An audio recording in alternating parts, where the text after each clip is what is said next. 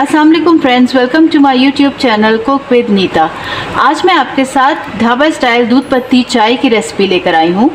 इसे बनाना बहुत आसान है, बस थोड़ी सी ट्रिक्स आपको फॉलो करनी पड़ेंगी और आपको ज़रूर पसंद आएगी। तो चलिए शुरू करते हैं।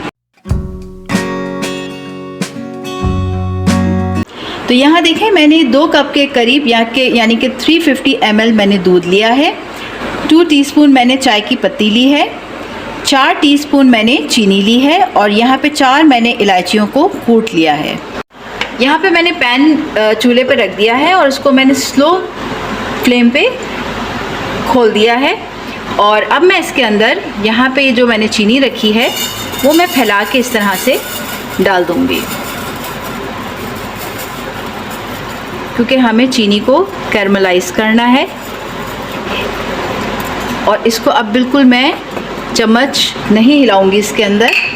और इसके साथ ही यहाँ पर मैं ये जो पत्ती है इसको भी इसी तरह से फैला के इसके ऊपर डाल दूँगी।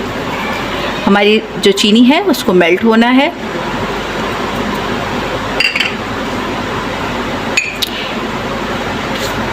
और देखें, यहाँ पे ये हमारी जो चीनी है वो हल्की हल्की कैरमलाइज्ड होने लगी थी। अब मैं इसको इस टाइम पे आपने चम्मच को इसके साथ हिलाना है कि जो दूसरी जो हमारी चीनी है वो भी कैरमलाइज्ड हो जाए। और देखें, जैसे जैसे ही कैरमलाइज्ड होगी ना, ये इस तरह से फ्लफ़ी होती जाएगी। लेकिन आपने चीनी को जलने नहीं देना है। ऐसा ना हो कि हमारी जो चीनी है वो काली हो जाए, तो फिर जो हमारी चाय का जो टेस्ट है वो ख़राब हो जाएगा। आपने हल्का सा उसको गोल्डन में रखना है और इस तरह से मिलाते जाना है। बस थोड़ा सा मैं और उसका रंग चेंज करूँगी और उसके बाद फिर हम इसमें दूध डालेंगे। ये देखें, हमारी चीनी कैसे फ्लफ़ी होती जा रही है। ये चाय अगर आप बना के पियेंगे तो आप कॉफ़ी भूल जाएंगे, इतनी मज़े की चाय ये बनती है। बस देखें, ये इस तरह से मुझे कलर चाहिए इसका। ये हल्का गोल्डन हो गया है। और आपने इसका फ्लेम जो है वो बिल्कुल स्लो ही रखना है। अगर आपने तेज़ किया तो बहुत तेज़ी के अंदर चीनी जलने शुरू हो जाएगी। और अब मैं इसके अंदर ये जो हमने यहाँ दूध रखा है वो मैं आहिस्ता आहिस्ता करके डालूँगी। पहले थोड़ा डालूँगी और देखें, ये इस तरह से थोड़ा सा जमने शुरू हो जाएगा। ये आहिस्ता आहिस्ता खुद ही डिज़ोल्व होगी, आपने इसकी फ़िक्र नहीं करनी। और अब जो बाकी का दूध है वो भी हम इसमें डाल देंगे। अब साथ ही यहाँ जो मैंने इलायचियाँ रखी हुई थी वो इसमें डाल दूँगी।